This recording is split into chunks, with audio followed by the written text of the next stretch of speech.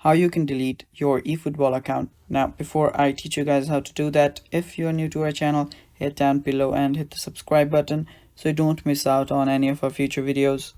Now, let us start. First, open up your eFootball, and now you should be on your homepage like this. And what you'll have to do is go to the extras right here. Now, after you're there, you will need to go to sport. Now, tap on support and you will see four options right here: link data, services and info, credits, and Konami app.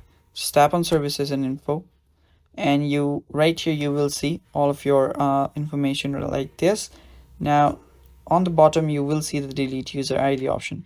Just tap on delete user ID option and agree to all of the above and tap on next.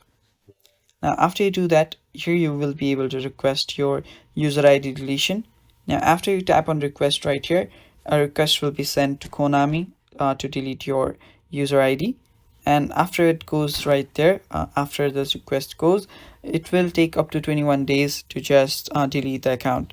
It cannot be done before that, so you will have to wait for 21 days. And if you change your mind in 21 days, you can just recover your account and delete the request, and you will be able to use your account. Now, the request will be sent to Konami, so when you try to delete your eFootball account, you will also delete your Konami account, so keep that in mind before you do anything.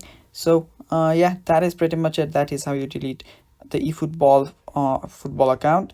Thank you for watching, guys. That is all for the video. I hope you found it helpful. Bye bye, take care.